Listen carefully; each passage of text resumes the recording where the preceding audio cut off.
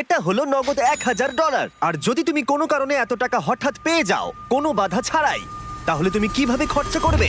এগুলো ডিসপ্লে করে রাখা হয়েছে যাতে আমাদের প্রয়োজনীয় পোশাক আমরা এখান থেকেই পছন্দ করতে পারি।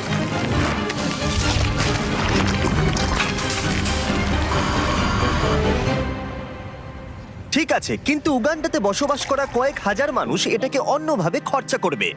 এখানে বসবাসকারী বেশিরভাগ মানুষের দৈনিক রোজগার $1 থেকে $2, যার মানে হলো শিক্ষা পাওয়ার জন্য, ব্যবসা শুরু করার জন্য, পর্যাপ্ত স্বাস্থ্য সেবা পাওয়ার জন্য, এমনকি বিদ্যুৎ পাওয়ার জন্য এটা একেবারেই যথেষ্ট নয়। কিন্তু আমি মনে করি এর সমাধান খুবই সহজ, এই টাকা দিলেই সমাধান হয়ে যাবে। কিন্তু এটাও ঠিক, এমন লোকদের এতগুলো টাকা একসাথে দেওয়া ঝুঁকিপূর্ণ হয়ে যাবে যারা এতগুলো টাকা এর আগে কখনো একসাথে পায়নি। তাই যখন একটা অর্গানাইজেশন এই কাজে আমাদেরকে সাহায্য করবার জন্য এগিয়ে এলো, তখন আমরা জানতাম আমাদের আরো জানবার জন্য সেখানে যেতে হবে। উগান্ডা একটি সুন্দর দেশ এবং এখানে কিছু অবিশ্বাস্য লোক থাকে, কিন্তু যখন আমি প্রথম এই প্রোগ্রামটি সম্পর্কে গিভ ডাইরেক্টলির সাথে যোগাযোগ করি, তখন আমার প্রাথমিক প্রতিক্রিয়া এটাই ছিল যে এটা একটা ভয়ানক ধারণা। আমি ভেবেছিলাম যে চরম দারিদ্র্যের মধ্যে থাকা মানুষগুলোকে যদি 1 বছরের পুরো আয় সরাসরি তাদের হাতে তুলে দেওয়া হয়, তাহলে বোধহয় দুর্যোগের মধ্যে সেটা সঠিক হবে না। গিভ ডিরেক্টলি একটা সিলেকশন প্রসেসের মধ্য দিয়ে অর্থনৈতিকভাবে সবথেকে পিছিয়ে পড়া গ্রামগুলোকে বেছে নেবে আর প্রত্যেকটা ফ্যামিলিকে সাইন আপ করাবে। তারপর তাদেরকে একটা করে মোবাইল ফোন দেওয়া হবে আর তারা একটা ইউনিক পিন নাম্বার পাবে। টাকাটা তাদের সিম কার্ডে ডাইরেক্ট ঢুকবে যাতে তারা সরাসরি লেনদেন করতে পারে, অথবা তারা পিন কোড ব্যবহার করে কাছাকাছি আউটলেটে গিয়ে মোবাইল মানি এজেন্টের কাছ থেকে ক্যাশ উইথড্র করতে পারে। এই সমস্ত পিছিয়ে পড়া সম্প্রদায়ের মানুষদের সীমিত কাজের সুযোগ তাদের পরিবারের ভরণ পোষণ অত্যন্ত কঠিন করে তুলেছে। তাদের মধ্যেই একজন হলো পল। আমার স্ত্রী আর 2 সন্তান আছে। আমরা 4 জনে থাকি। আমার পরিবার দিনে একবারই খেতে পায়, আমরা একবারই খাই, রাতের বেলা, যেটা আমার কাছে খুব কষ্টকর। যদি পলের একটু বেশি অর্থ থাকতো তাহলে সে সেটাকে শুধুমাত্র ব্যবসাতেই বিনিয়োগ করতো না, বরং তার সন্তানরা এর পাশাপাশি ভালো শিক্ষার সুযোগও পেত। আমার এখন জীবনের লক্ষ্য হলো সিনিয়র 4 সার্টিফিকেট পাওয়া। হয়তো তারপর আমার জীবনের কোনো একটা উন্নতি ঘটবে কোনোভাবে। চরম দারিদ্র্যের মধ্যে বসবাসকারী লোকেরা খুবই সীমিত। তাদের বেশিরভাগ দিন অতিবাহিত হয় ছোটখাটো কাজে এবং তারা নিজেরা এই দারিদ্র্যের চক্র থেকে বেরিয়ে আসতে পারে এটা তারা ভাবতেই পারে না। 1 বছর আগে এরকমই অবস্থা ছিল টিয়ান এবং লকুরের। তাদের বাচ্চারা স্কুল ছেড়ে দিয়েছিল আর তাদের এলাকায় কাজ খুঁজে পাওয়া অত্যন্ত কঠিন ছিল। কিন্তু গিভ ডিরেক্টরির কাছ থেকে ডোনেশন পাবার পর তাদের জীবন একেবারেই বদলে যায়। তারা সেই ডোনেশন ব্যবহার করে জমি কেনে এবং নিজেরাই সেই জমিতে চাষ করতে শুরু করেছে।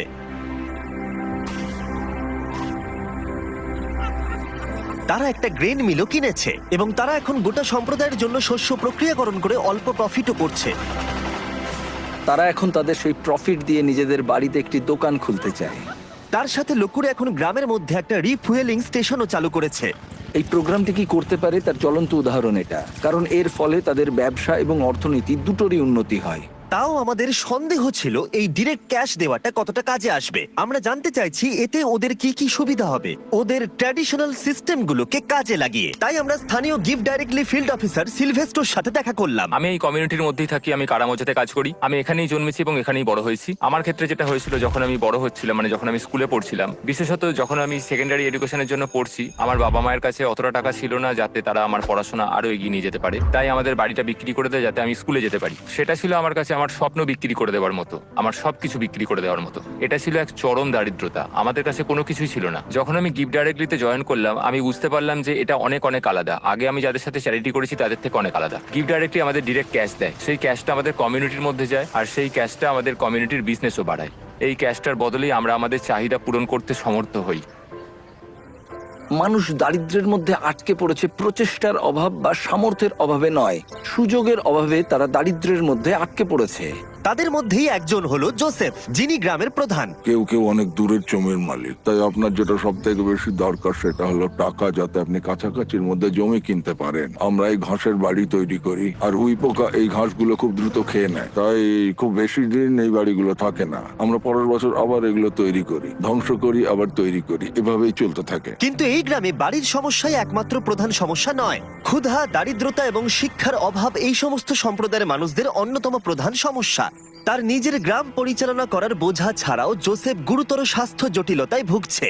কয়েক বছর আগে তার স্ট্রোক হয়েছিল, যেটা তাকে দুর্বল করে দিয়েছে এবং তার কাছে পর্যাপ্ত অর্থ না থাকায় সে প্রয়োজনীয় ওষুধও কিনতে পারছে না। জীবনযাপন এখানে সত্যি খুব কঠিন। আমি বাঁচবো কিনা আমি জানি না, আমি সত্যিই জানি না, কারণ আমার যে রোগটা হয়েছে সেটা খুবই কঠিন। আমি সত্যিই জানি না। এখানে প্রত্যেকের নিজের নিজের চাহিদা রয়েছে এবং আমরা যেটা বুঝতে পেরেছি সেটা হলো এই মানুষগুলোকে একটা ভালো ভবিষ্যৎ দিতে গেলে তাদের নিজেদের এবং তাদের পরিবারের জন্য সিদ্ধান্ত নেওয়ার ক্ষমতা দিতে হবে।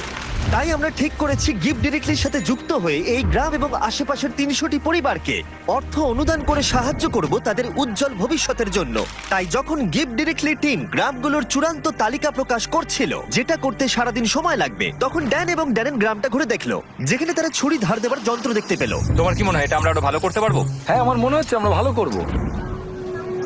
এই তো, তুমি পারবেই। এই তো এইভাবে। হ্যাঁ,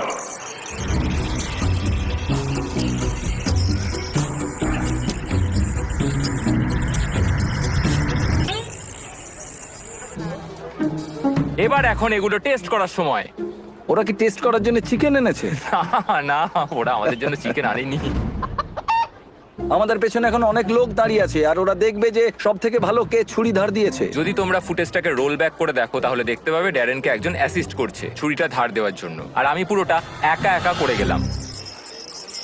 আমি অনেক বেশি প্রফেশনাল ভাই। হ্যাঁ। ঠিক আছে। আর এখন ড্যান এবং ড্যারেনের পালা। আমি চ্যাম্পিয়ন।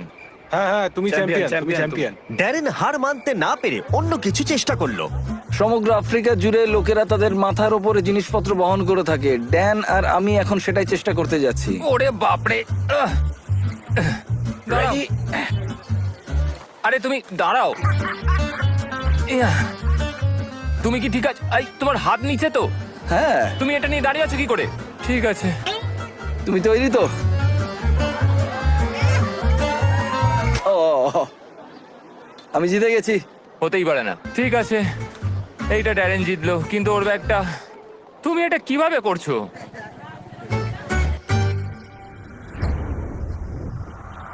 পরের দিন সকাল ছিল ডিস্ট্রিবিউশনের সকাল। এখন সেই মুহূর্তটা এসে গেছে।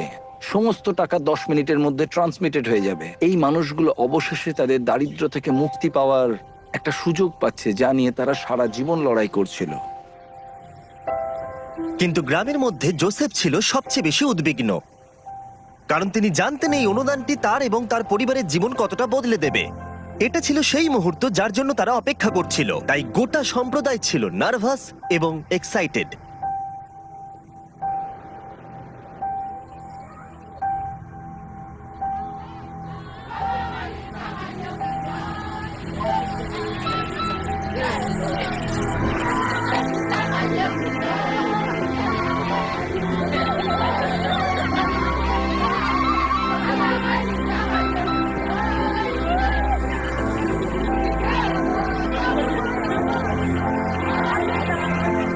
এটি অনেকগুলো মানুষের জন্য একটা সত্যি অসাধারণ মুহূর্ত।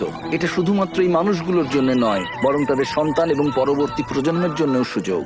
গিফট ডিরেক্টলির সাথে যুক্ত হয়ে আমরা এই গ্রামের হাজার হাজার মানুষের জীবন পরিবর্তন করতে সক্ষম হয়েছি।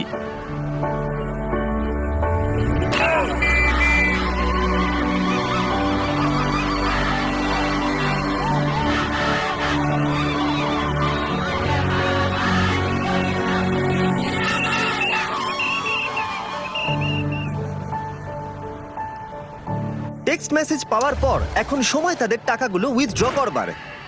100 বছর আগের থেকে এই মানুষগুলো কোনোদিন সেরকম ভাবে সুযোগ পায়নি, কিন্তু এখন তারা এগিয়ে চলেছে, তারা সুযোগ পাচ্ছে। ইতিহাসের একটি কলঙ্কিত অধ্যায় শেষ হয়েছে এবং তারা শুধু নিজেদের জন্য নয়, পরবর্তী প্রজন্মের জন্যও শক্তিশালী ভবিষ্যৎ গড়ে তুলতে পারে। এবং তাদের মধ্যে বেশ কয়েকজন এটার সঠিক ব্যবহার করতে শুরু করে দিয়েছে, যেমন রুথ। এই অর্থকে কিভাবে কাজে লাগাতে হয় তার শক্তিশালী উদাহরণ হলো রুথ। গিফট ডিরেক্টর থেকে টাকাটা পাওয়ার আগে আমি আমার সন্তানদের ঠিকমতো দেখাশোনা করতে পারতাম না, কোনো ওষুধ কিনতে পারতাম না।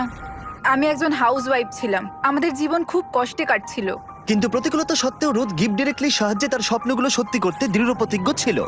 সে তার স্বপ্নগুলোকে বাস্তবে পরিণত করবার জন্য এবং তার পরিবারের সন্তানদের উজ্জ্বল ভবিষ্যৎ দেবার একটা সুযোগ পেয়েছিল। ও এখন তার ব্যবসায়িক মনোভাবকে ব্যবহার করে শুধুমাত্র নিজের উন্নতিকরণের জন্য নয়, বরং তার পুরো সম্প্রদায়ের উন্নতিকরণের জন্য। আমি এখন আমার পরিবারের সব দায়িত্ব নিতে পারছি। এখন আমাদের জীবন অনেক সহজ হয়ে গেছে। আগের মতো আমাদের আর কষ্টে দিন কাটাতে হয় না। কিন্তু রুথি একমাত্র নয় যে তার টাকাগুলোকে সঠিকভাবে ব্যবহার করতে শুরু করেছে, যেমন আউমা, যে তার গোটা জীবনকে উৎসর্গ করেছে শিক্ষার জন্য। বছরের পর বছর কঠোর পরিশ্রম করে সে তার নিজের জমি কেনবার টাকা অর্জন করতে পেরেছে, এবং গিফট ডিরেক্টলির অর্থ অনুদানের সাহায্যে সে তৈরি করেছে ক্লাসরুম, টয়লেট, এমনকি 7 জন টিচারকেও সে হায়ার করেছে। বর্তমানে এই স্কুলে 200 জনেরও বেশি ছাত্রছাত্রী রয়েছে। এই অর্থ সম্প্রদায়ের একটি অত্যন্ত প্রয়োজনীয় ফার্মেসিতেও ব্যবহার করা হয়েছে। হাজার হাজার শিশুর জন্য স্কুল ফি এবং ইউনিফর্মের জন্য, এমনকি কয়েকশো পরিবারের বাড়ি তৈরিতেও ব্যবহার করা হয়েছে। এবং অর্থ কিভাবে ব্যবহার করা উচিত তার উদাহরণ হয়ে দাঁড়িয়েছে। এই মানুষগুলোকে সামান্যতম সুযোগ দেওয়া হলেই তারা সেটিকে গ্রহণ করে এবং এটি করতে তারা ঝাঁপিয়ে পড়ে। এটি তাদের কাছে এমন একটি সুযোগ যা তারা আগে কখনো পায়নি। এবং এই ঘটনাগুলো আমার জীবনে এতই ইন্সপায়ারিং এবং মোটিভেটিং ফ্যাক্টরস যা আমি কখনো এক্সপিরিয়েন্স করিনি। ট্রিপটা শেষ করার জন্য ড্যারেন আরো একটি স্কুল পরিদর্শন করলো। গিফট ডিরেক্টলির অনুদানে 1 সপ্তাহের মধ্যে শিক্ষার্থীর সংখ্যা গিয়ে দাঁড়িয়েছে 650 থেকে 980, কারণ তাদের প্যারেন্টসরা এখন সক্ষম স্কুলের ফি দিতে এবং ইউনিফর্ম কিনতে। Little children, little children, obey your parents, little children, little কিছুক্ষণ আগেই মেঘের আওয়াজ শোনা যাচ্ছিল। আসলে সবেমাত্র বৃষ্টি শুরু হয়েছে। বাচ্চারা গান শুরু করতেই মেঘ মুছে গেল এবং আকাশ এখন উজ্জ্বল। এটা একটা খুবই আশ্চর্যজনক অভিজ্ঞতা ছিল। children, obey your parents. Gift directly প্রমাণ করেছে যে আমাদের প্রাথমিক ধারণা একেবারেই ভিত্তিহীন ছিল। আমাদের এরকম নতুন অনেক আইডিয়া আছে যাতে আমরা সবাই মিলে একটা সুন্দর ভবিষ্যৎ গড়ে তুলতে পারি। কিন্তু প্রয়োজন আরো অনেক, তাই আমরা গিফট ডিরেক্টলির সাথে অর্থ অনুদান দিতে মাত্র 1 মাইল দূরে আরেকটা গ্রামে গেছিলাম। সাহায্য করতে চাইলে ডোনেট বাটনে ক্লিক করুন বা giftdirectly.org/beast এ যান, যাতে আমরা আরো বেশি করে উগান্ডাবাসীদের সাহায্য করতে পারি। বাই। সাবস্ক্রাইব।